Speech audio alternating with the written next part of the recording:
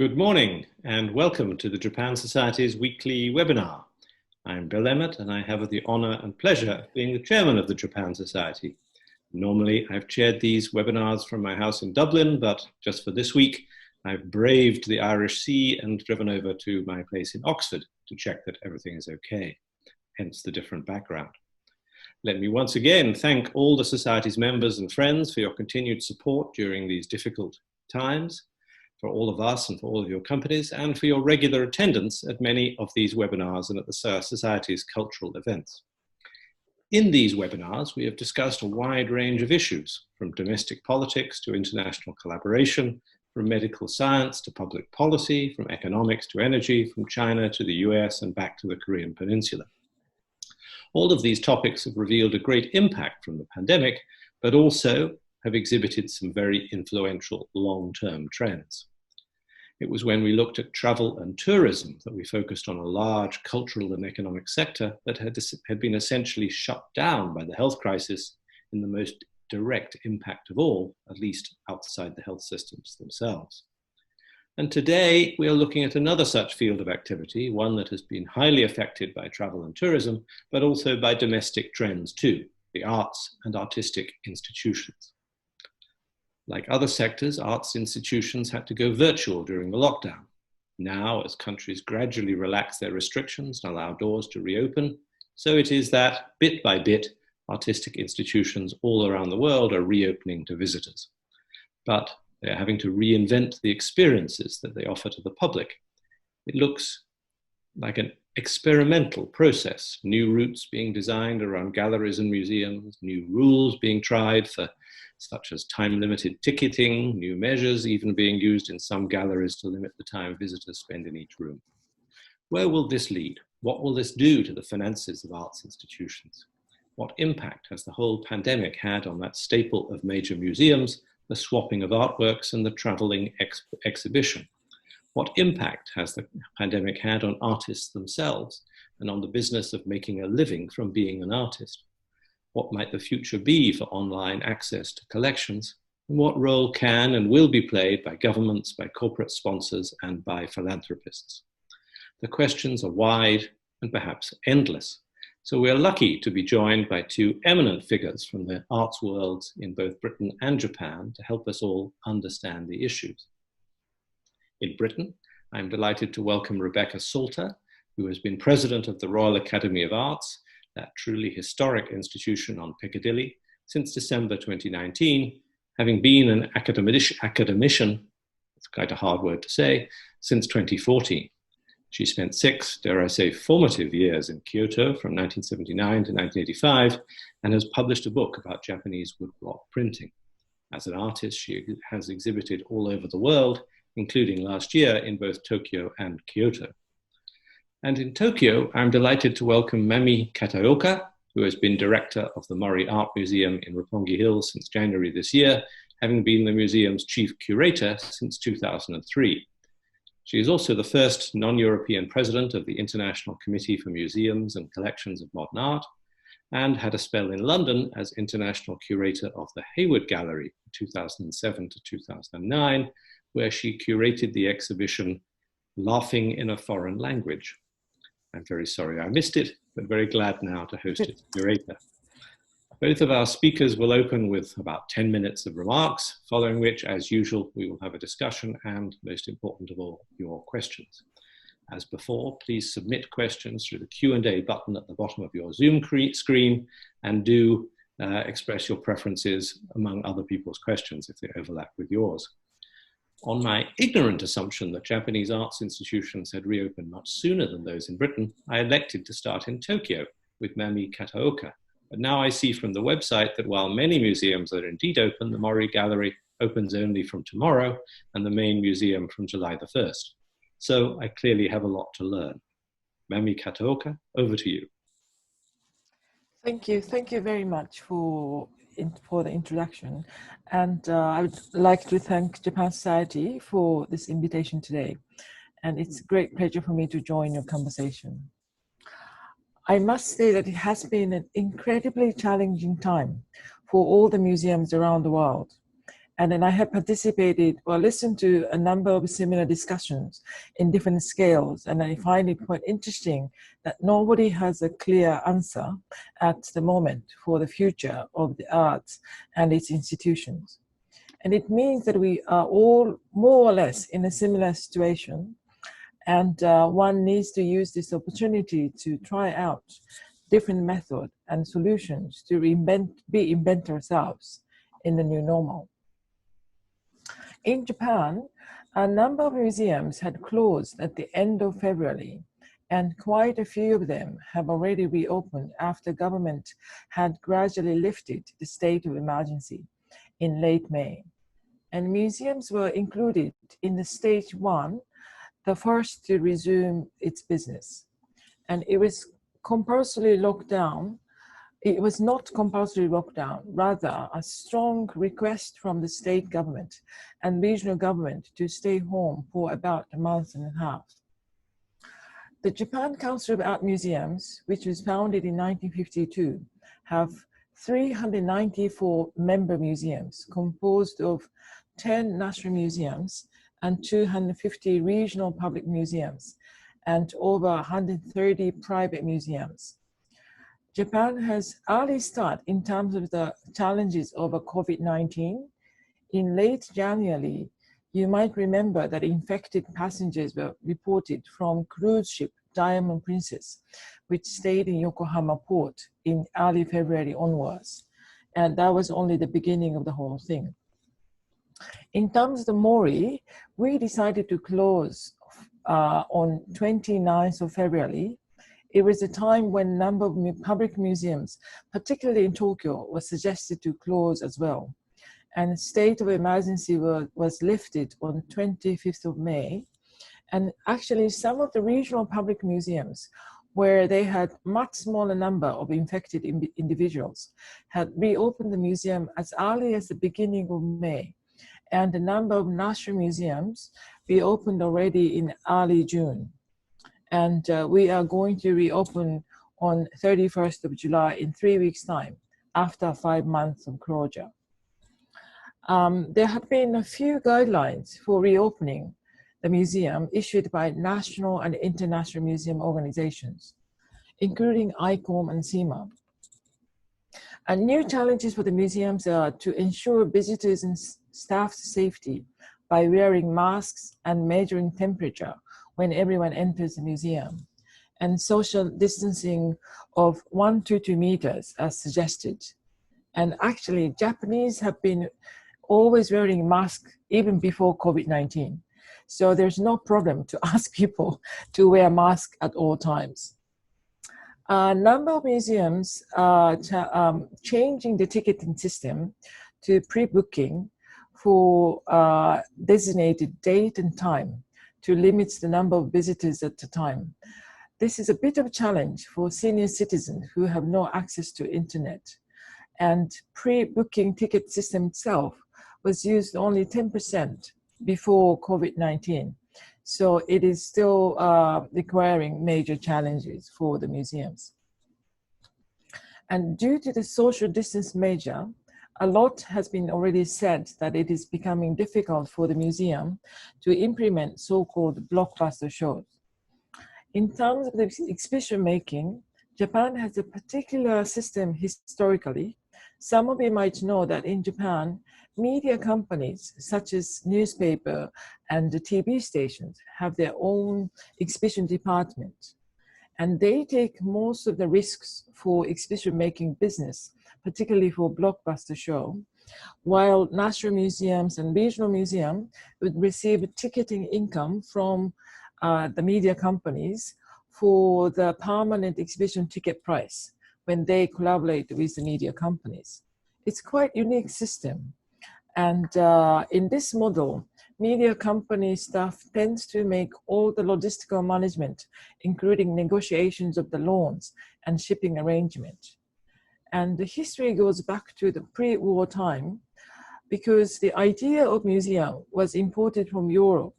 And when Japanese museum had no international networks and experiences, while media companies already had branches in major cities in overseas, And then also they had a freedom to deal with the foreign currency. And yeah, actually when Japan first participated in Venice Biennale officially in 1952, it was Yomiuri Shimbun who did all the logistics. And there was a Japanese modern art exhibition toured around in Europe in 1958.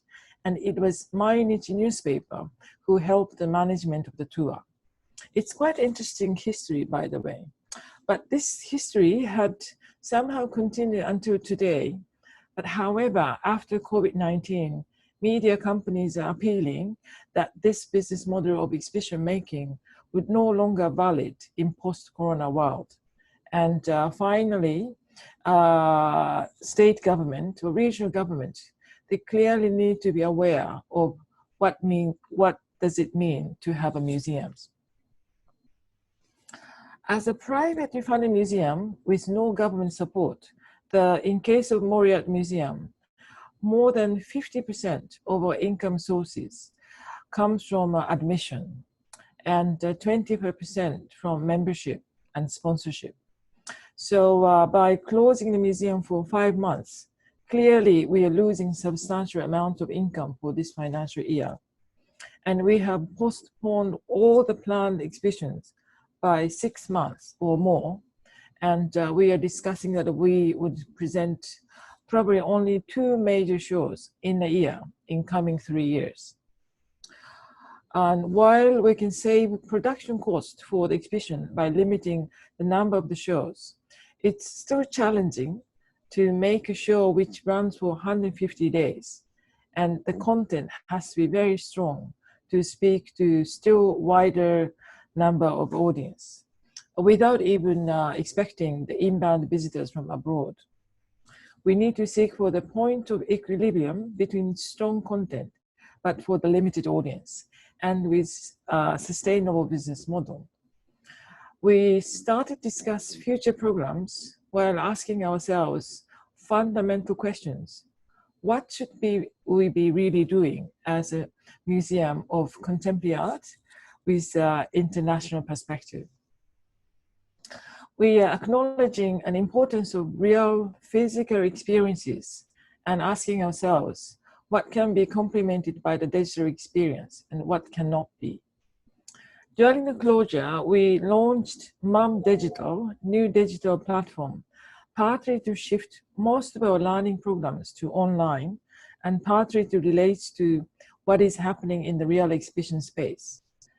We see enormous potential in the Mum Digital program, while we are realizing that it is not as simple as we think.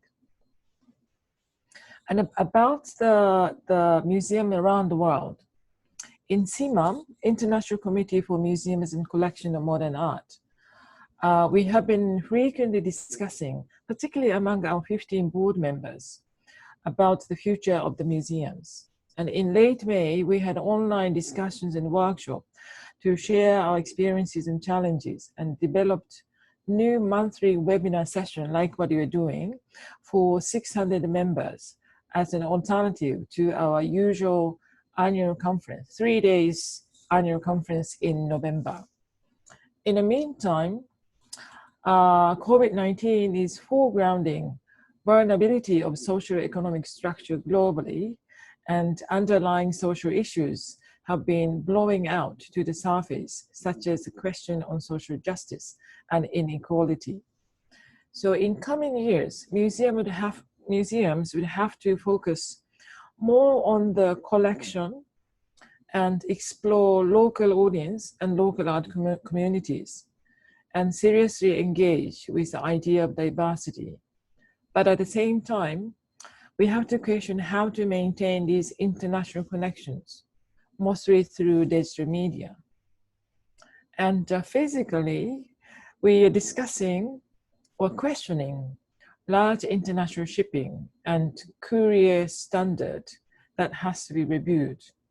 And further, in seeking for the new sustainable model of the museum, this idea of sustainability has to be discussed in a larger sense, not only the ecological perspective for more green, but we have to look into sustainability of the social structure and equality or diversity, as well as the museum's financial model. I know there is a lot to be done, but I think it's a great opportunity for all of us around the museum to discuss what we should be discussing anyway. Thank you very much. Thank you very much, Mami Kataoka. That was fascinating. I didn't know about the media background, the media business background in the way in which exhibitions have been curated and mounted in Japan ever since the early 1950s. And that I can see, as along with other parts of the media business, I can see why they might consider that change is necessary. But a lot of rethinking and reinvention to be done. Rebecca Salter, how do things look to you from that? Thank you. And I'd like to thank the Japan Society for inviting me to be part of this. And it's wonderful to have a conversation with the other side of the world, and slightly comforting to see the crossovers and the thing. We're all dealing with the same things, basically. I wanted to just go back to the very beginning of the Royal Academy, because the Royal Academy is a strange beast, and I think it might be helpful to know, for everybody to know a little bit about the way we were formed, which informs the way we are now. So we were founded in 1768 by a group of artists, and it is still a home for artists and architects. There are 125 of us, and we're all elected.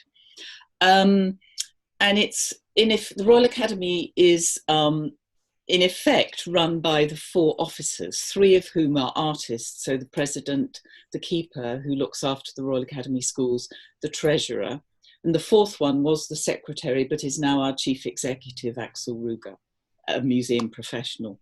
And we have a very complicated system of governance, which means that the artist and architect members are at the heart of a lot of our most of our decisions, in fact. And our board equivalent is council, which meets monthly and is made up of 13 academicians and 3 external members. So it's a very complicated organisation. And just to make it even more complicated, we've never had public funding, so we have to raise all our own money through either membership schemes or sponsorship or through ticket sales. So if you go right back to the beginning, when it was founded, the artists founded it in December 1768, and they came back in January 1769 and began the Royal Academy schools. And for me, that's a very important decision, because what it says about the Royal Academy is that at our very heart is making. So we're different from other organisations in that we don't just show the finished article. We have art being made in the building. And a lot of people are not aware that we have a 3-year postgraduate schools in the building. We always point at them because they are sort of down in the basement. But what we in effect have is the artistic canon upstairs in our galleries. And then we have the next generation working in the schools on sort of perhaps the first draft of the next phase of art history. And I think that is something which is going to be increasingly important when we try and work out how we tiptoe through the next few years. So if you look at the essence of the Royal Academy, I think we're actually more like a performing arts venue than we are a traditional gallery. So unlike, say, Tate or the National Gallery, we don't have a massive permanent collection. So we really don't have the option of saying, we'll cancel our exhibitions and we'll just sort of wait for a while and invite people to come and enjoy our permanent collection. We do have a collection, but it's not massive. So that means to some extent, we're going to have to buck the trend and keep putting on exhibitions, which of course makes the economics of it even more challenging, because as Mami said, I think even before this happened, I think there was the beginnings of pushback against blockbuster exhibitions. I think people loved the idea of going to see a blockbuster exhibition until they actually arrived, and then they realized they'd have to see it with hundreds, if not thousands, of other people. And I think the experience was becoming so difficult that I think we'd have had to readdress blockbuster exhibitions anyway. And we'd already started to put plans. We'd got plans for looking at our carbon footprint and the whole issue of sustainability and the way for the last, I don't know, certainly at least the last decade, the art world appears to have been, most of the art world's been on an aeroplane. And that really, it, you know, can't carry on for all sorts of reasons. So we were already looking at that. And then this has prompted us to think even more complicated thoughts. So we closed later than Japan.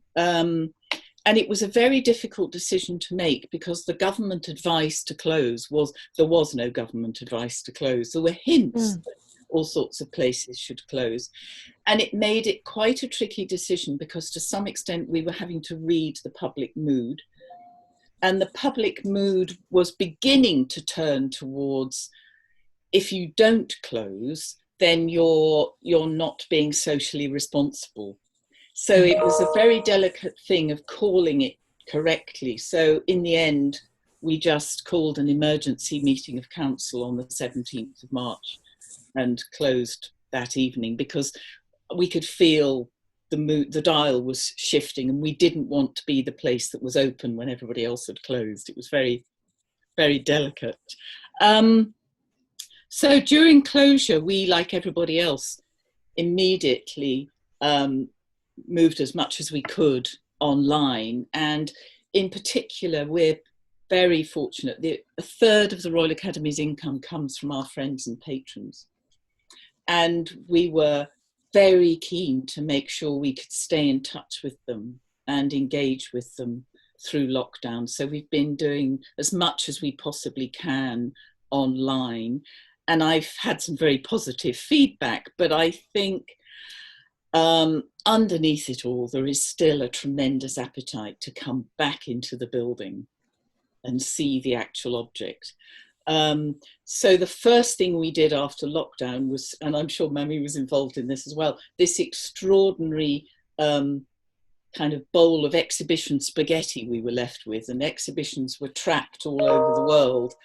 And we, in our galleries, have this wonderful exhibition, Picasso on Paper, which by now should be in Cleveland, but fortunately we've been able to reopen with it. But that means Cleveland's done something else. And it was, I think what was encouraging was how collegiate everybody was. There's a tremendous amount of cooperation, sort of, look, well, you keep that exhibition because you need to reopen with something and we will then have to cancel it. So I think that was very encouraging.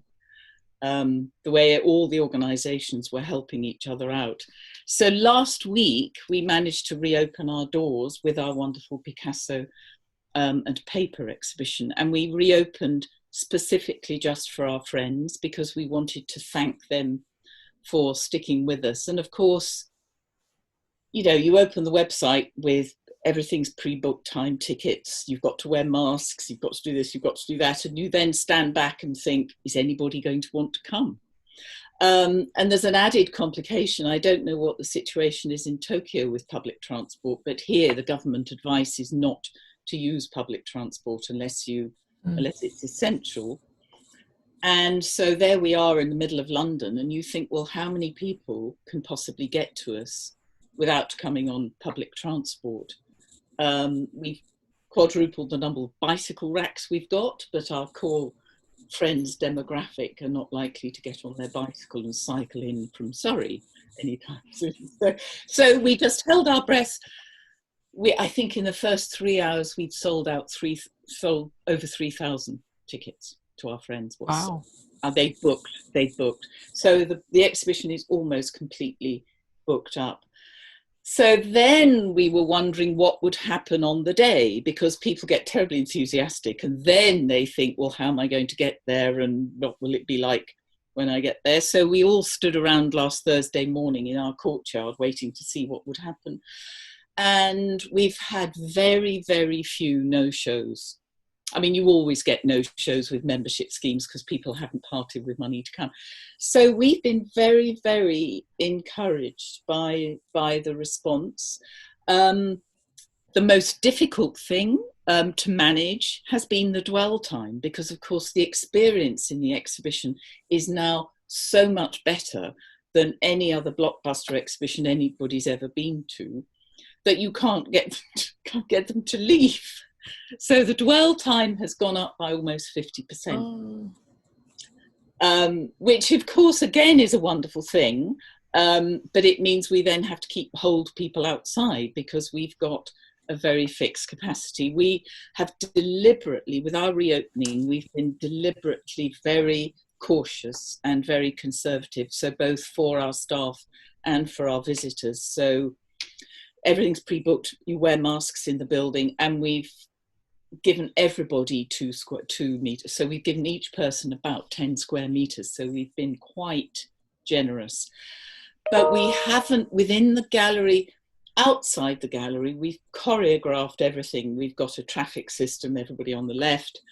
But within the gallery itself, we are trusting people's judgment. So we haven't got, little footprints on the floor, or I've heard of some galleries where they've painted circles on them. It sounds like a school game.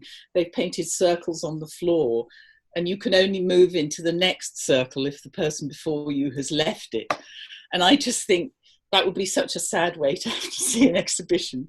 We thought, for all these months, people have been going shopping in supermarkets and judging the distance from other people. So we're trusting them to do it right. And so far, so good. This week, we opened to the general public, and again, completely sold out. So we'll see. We'll see what happens from there. So just to sort of wrap up, the things that concern, well, financial, of course, we're losing about £1 million a month, and it's what we do about that. But I'm most concerned about, this is a very difficult time for the next generation, both of artists and young arts professionals and curators, because it's going to be very difficult for them to get a foot on any of the kind of ladders within the art world. And I fear that we will lose a generation if we can't find some way of helping them. I don't know how we do this, but that's on my radar. The other thing, which I think is a problem for all of us, is there any way we can sort of slightly row back and monetize our digital offer? Because of course we happily gave it away during lockdown, but that is not sustainable. But can you then go back and ask people to pay for it? But above all, I want this not just to go back to what we had before. I think we should really try and treat this as an opportunity to do things differently, and again, address the things that Mamie raised of sustainability and social justice. And that's right across what we do, from the staff to the schools to the programming. It's a very big piece of work, but I think if COVID can bring us anything, it can bring us the opportunity to look at things again in a different way. Thank you. Well, thank you very much, Rebecca. That was also fascinating, and I'd certainly not heard of the phrase dwell time. Dwell time, yes. I'll think about that as I dwell in places in the future. And in fact, I'm watched, basically. Yes, exactly. Well, somebody sent in a question actually about exactly that.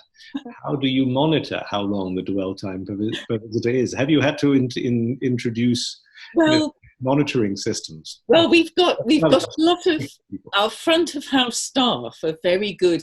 They probably make very good spies, because what they do is I think sometimes they give people a token and say, look, hand this back when you leave or something. But the other thing they do is they say to people on the door, see that man with the red jacket, just, time him to see what time he comes out. And they do that with a certain number of people, and it gives you an idea of how long people stay. Yes, because I heard of the opposite problem at the actually at the Quirinale. I read about which opened the Raffaello exhibition a few weeks ago, where they limited the dwell time per room to 5 minutes per room, which, when you had an enormous amount of art, actually rather sort of, I would imagine, destroys the experience. Yes. And the other tricky thing is that, of course, as part of exhibition design for many, many years, we've happily included a video of something within a gallery space. And of course, what we're discovering is that that creates a blockage, you know, because we can anticipate roughly how long it'll take. But then, of course, they all stop to watch the video. So it's probably going to affect exhibition design, because already we're thinking, well, should we make those available online so the people who book the tickets can see it afterwards, because it's clogging up? I mean, again, we will have to rethink things probably.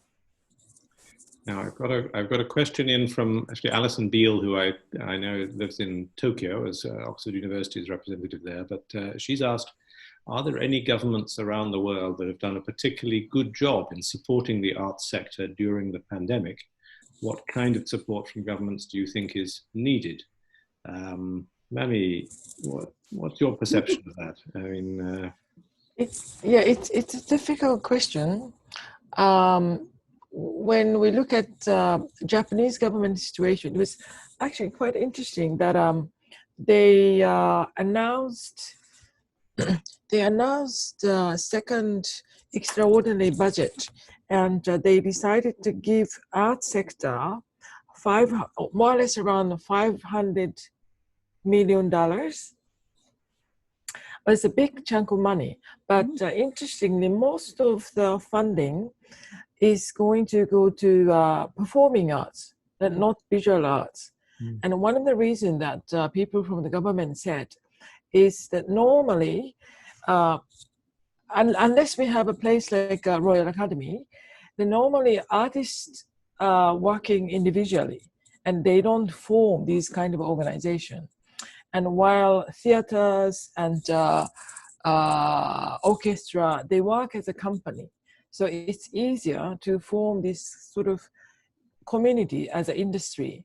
And they did a lot of lobbying. And visual arts didn't do much lobbying. So we get less. Yeah. Is that true in Britain as well, Rebecca? Well, the government announced a very sizable package, £1.57 billion last week. And I think 100 million of it is ring-fenced for the organisations that are already government funded. And the rest is for the rest. We've, of course, have never had government funding. I mean, we haven't seen the criteria yet, but I mean, if we fit the criteria, we will, I'm sure, apply. I think the tricky thing with the UK sector, and that's in the visual arts and the performing arts, is that so much of the roles are performed by freelancers. And I know that that has been a real problem, because we've been able to furlough our employees under the government scheme. But for the sort of ancillary people who do freelance work for all these major organizations, it's been very, very difficult for them. And I'm worried that they will, you know, disappear, because they won't be able to survive if we can't find a way of kind of including them in some kind of safety net. And that's particularly true of theatre. All the people that make the costumes, do the, you know, they're nearly always freelancers.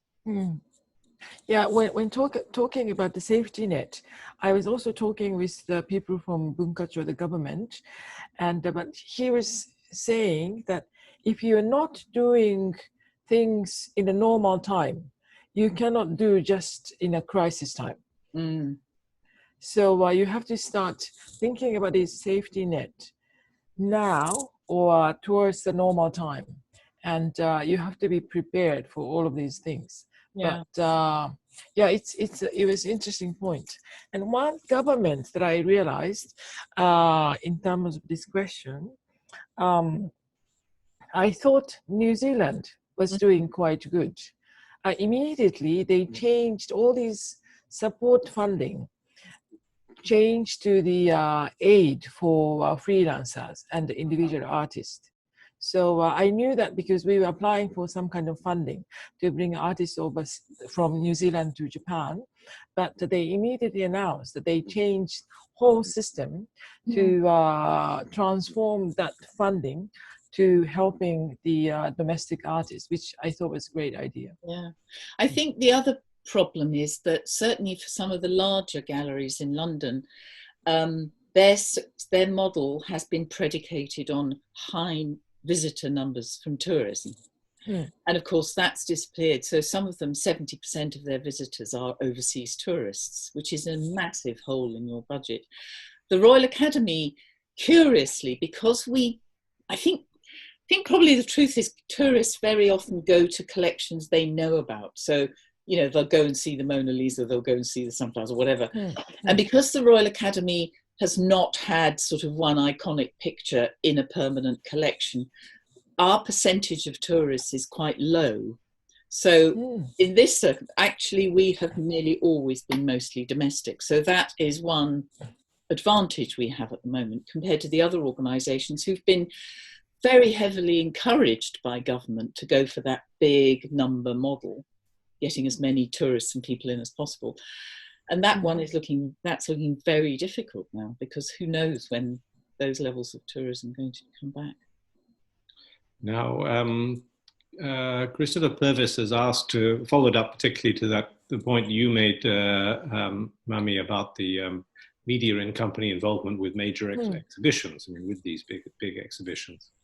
And he goes on to say, if we assume that social distancing measures remain in place over the next year, what is the outlook for the financial positions of those media companies and their willingness to remain involved in this activity, and therefore for the major public museums and private museums and galleries? Which is really to say, you, in your remarks, said that you thought that the media companies were basically felt that this had to come to an end.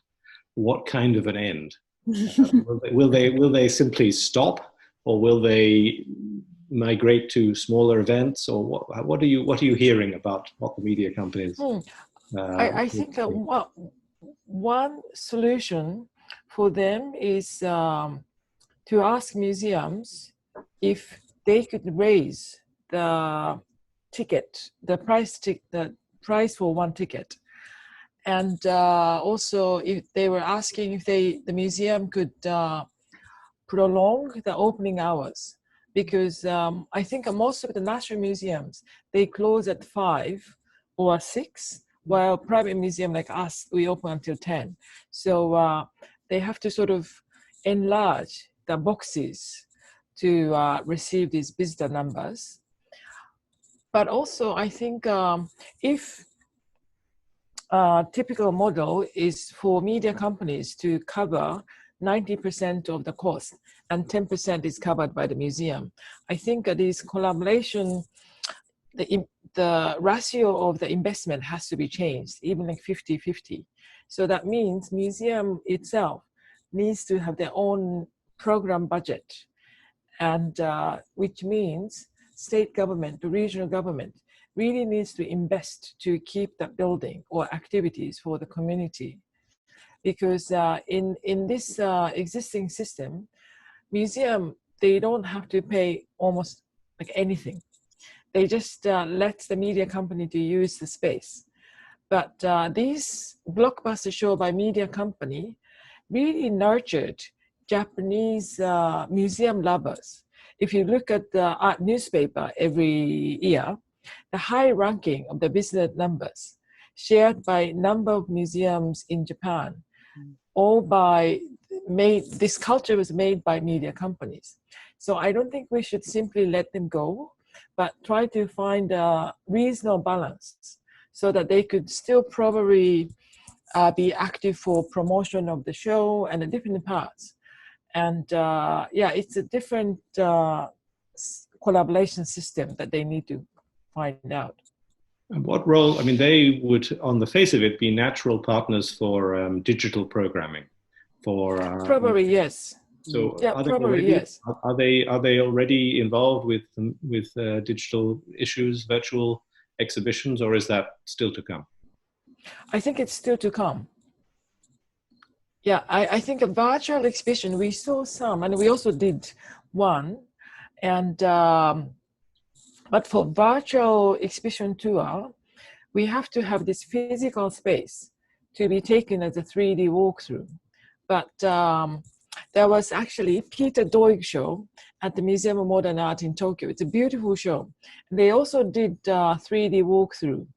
But if you know how the painting actually looks in real world, it's hard to keep yourself on digital 3D walkthrough. After 3 paintings, I couldn't continue, and I just waited until the show reopens. So it's still challenging what works for digital platform and what doesn't. How do you think about that, Rebecca, in London at the Royal Academy?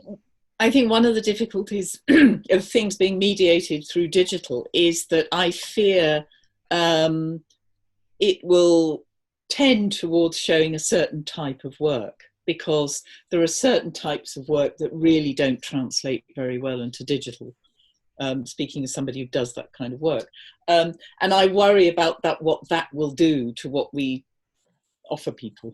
You know, it would all go down one road.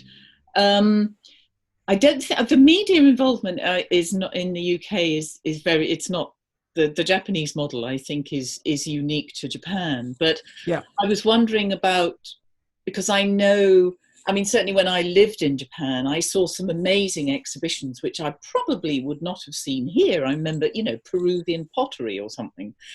And that extraordinarily broad exhibition program in Japan was fueled by the media companies' support. And I'm just wondering what, if they pull back from their support, the economics of some of these big international exhibitions become really difficult. Yes. But I think Japan also, or media companies also paid enormous amount of money starting from this bubble economy time to borrow important collection from the famous Western museums. So somehow that tradition continues, even after Japan is no longer economically strong country. So there had been already a problem, and some of my colleagues from the media company said she was alarming already 10 years ago for this system. So it's really perfect timing to find a better balance and solution. And so there's a question from Euphemia Franklin, which is sort of connected to this.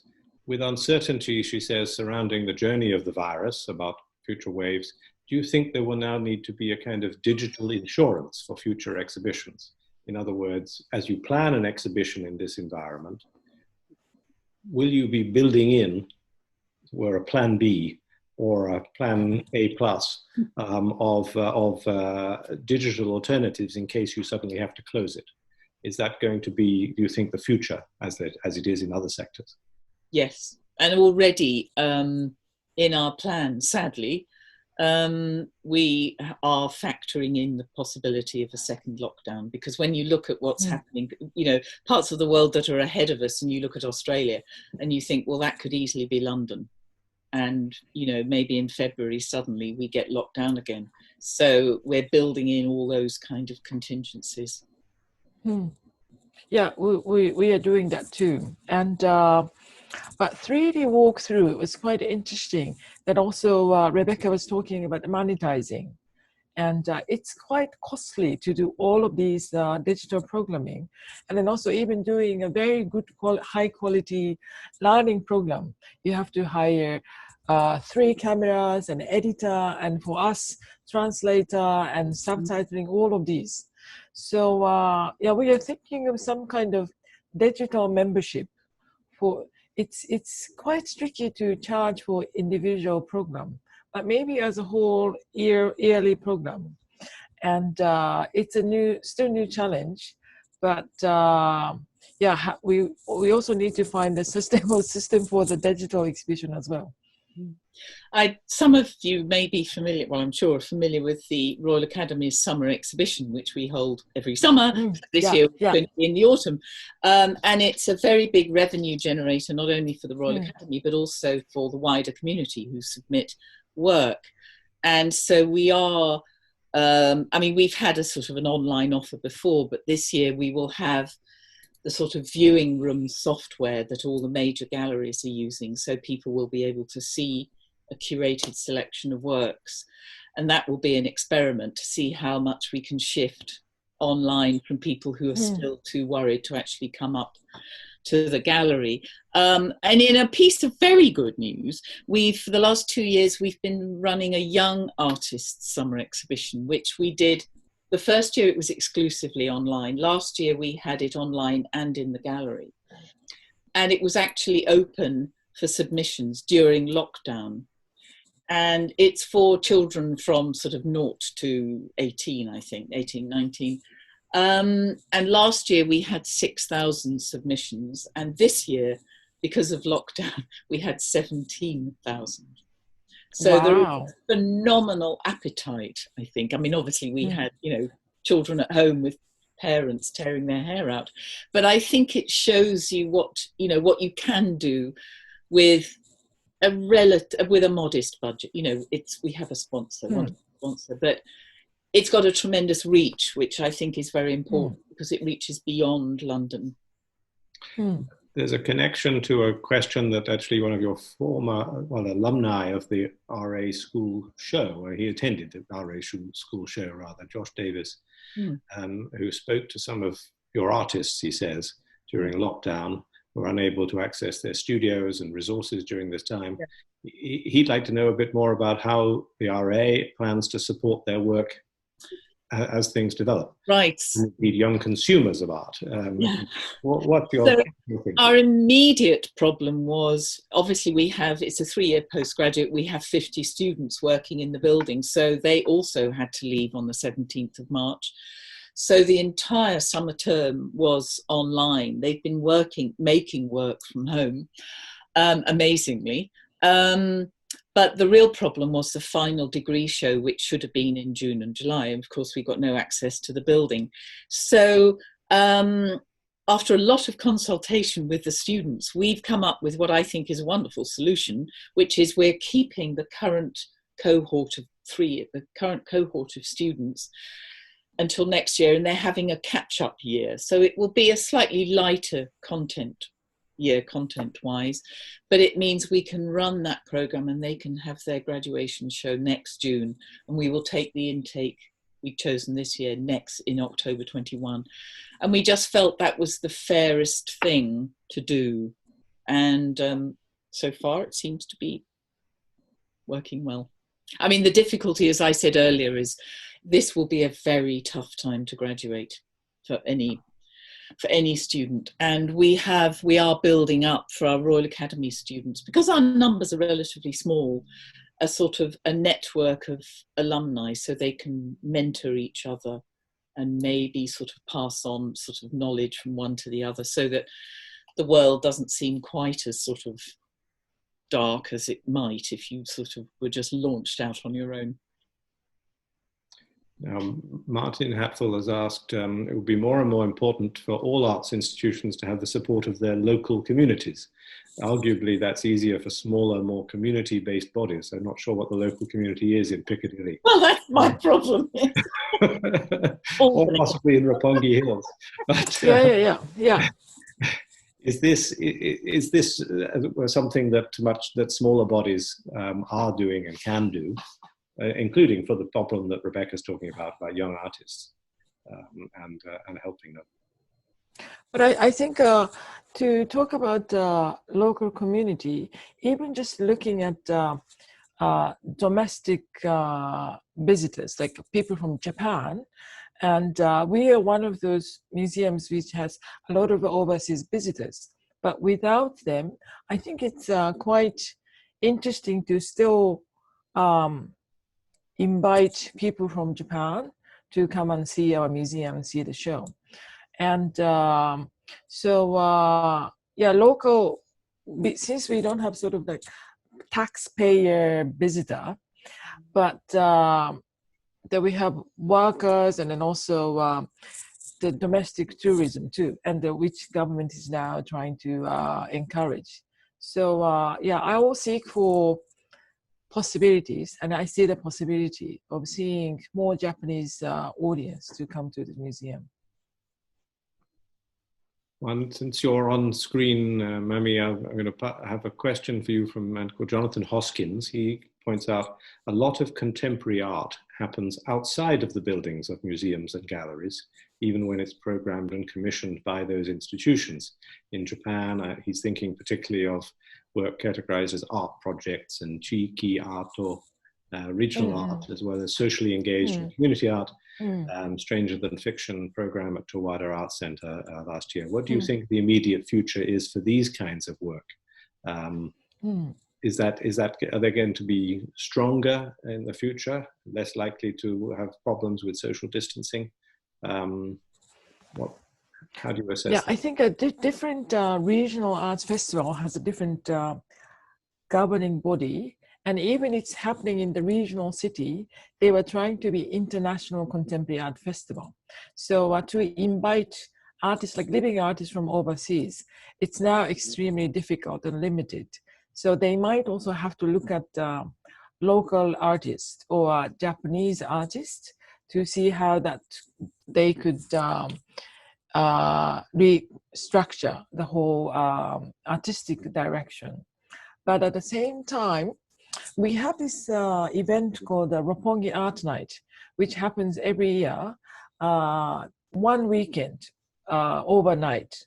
So it was the enormous gathering. We counted probably multiple venues, but we counted something around 700,000 visitors, if you count like 3 venues.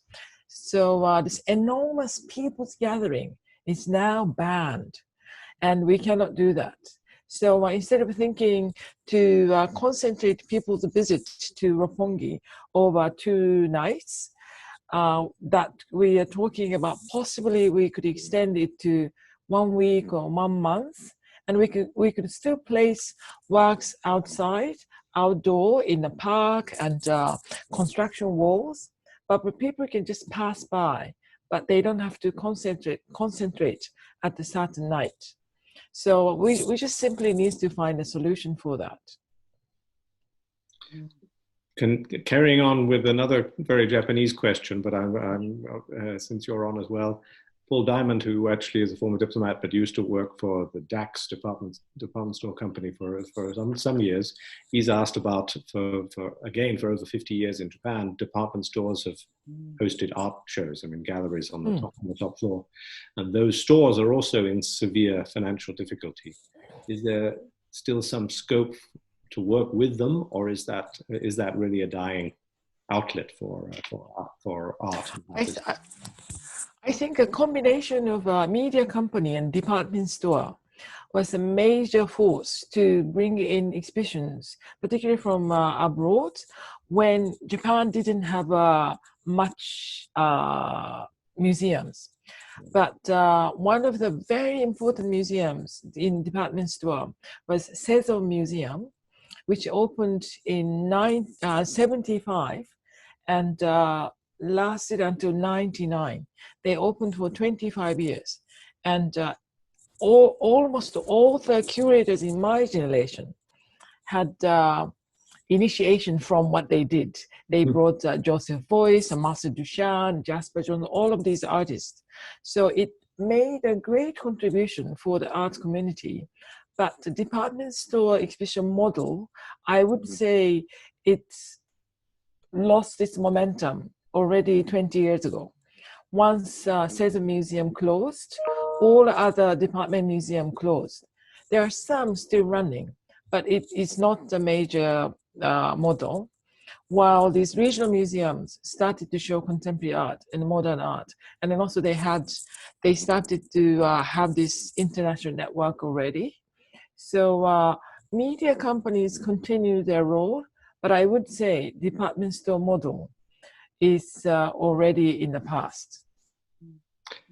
Thank you. Yes. Now, Rebecca, again, something that you've in a way consigned not entirely to the past, but as being something that was problematic, the blockbuster exhibition. Let's go back to that for a second.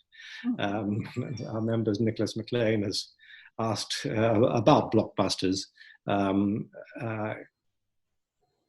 In the 1970s, as he said, the Sunday Times even was involved with a number of big blockbuster exhibitions, and at the RA, the Observer for the Great Japan exhibition. Is there a way to reinvent the blockbuster, including, of course, on Japanese themes? What is your thinking about redoing the blockbuster to make it less of a buster? I think whether this is putting blockbuster to one side, I think there is probably, we're going through a generational shift in what different generations want from exhibitions. And I'm very aware that a younger generation are very interested in what I might call experiential exhibitions. So, you know, there's a whole group of people that we want to come to the Royal Academy, but I'm not sure they want to come and see static pictures on the wall. They may want to come and lie down on the floor and look at lights on the ceiling. I don't know, but there is a definite appetite for experiences. And again, this pandemic is going to make that probably more complicated in how you actually achieve it. But I think on many fronts the nature of exhibitions is going to change. But underlying it all, of course, are very tough economics. I mean, you could only, you know, you can only do a blockbuster if you're perhaps partnering with another organisation.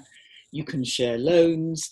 I know that, I don't know what's happened now, but during lockdown, we were very worried about the whole business of works needing to be accompanied by a courier, for example, when they travel abroad, because we faced a courier would have to go into quarantine for 2 weeks in America when they arrived, and then quarantine back here for 2 weeks when they arrived. I mean, this is changing, but you know, can you ask a member of staff to do that, for example? So there's an awful lot of practical things that made that blockbuster model work that at the moment are really quite difficult. And someone actually, on going back to your dwell time, actually slightly, but someone sent in Roger White sent in a question beforehand about people's habit of photographing and videoing exhibits in exhibitions, and how he sees that as, but he can put it this way, as extending the dwell time, if you like, in an unacceptable way. You should say that. We may have to stop people doing it. Yeah. Are you going to bet? You think you might have to? Well, we might have to. I think we're watching it. Yeah, because it does. Yeah. Slows everyone down. Yeah, gets in the way. They should just buy the catalogue. Well, indeed. So there's a question, actually from an anonymous attendee, but is asking for really on with your point, Rebecca, about what a difficult time it is to graduate. What advice are you giving to graduates who are as artists or as art professionals? Maybe both of you could answer this, about how to cope with this very difficult time. I mean, this may be sort of optimistic of me, but having, as keeper, been in charge of the Royal Academy schools for 2 years, I was absolutely convinced that the next generation will solve this for themselves, because they are aware of all sorts of technology and amazing things that I don't even begin to understand. And in some ways, I feel that the baton has been passed to them to sort of, in the way that we're going to rethink the exhibition model, I think they will rethink the model of an early artistic career and how that is shaped and how it, you know, what sort of work they're able to do. But I kind of think that they have the answer, but I think if we can offer some kind of support and encouragement, that's very useful, but I don't pretend to know how it's going to solve itself. What advice are you giving, Mamrie, to the next generation? I'm actually very much looking forward to see what new type of art will come out from pandemic. And I'm often referring to, for instance, this book by Yoko Ono from 1960s called The Grapefruits. And it was only the instruction.